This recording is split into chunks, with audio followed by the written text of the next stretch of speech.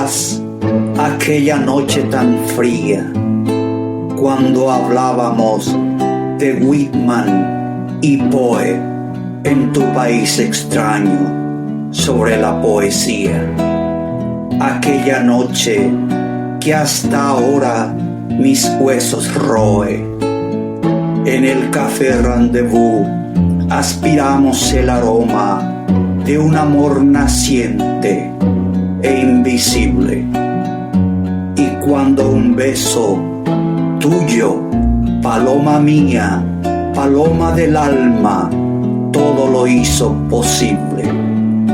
Qué fría esa noche de invierno, cuando hablábamos de la poesía, de Dante y su quinto infierno.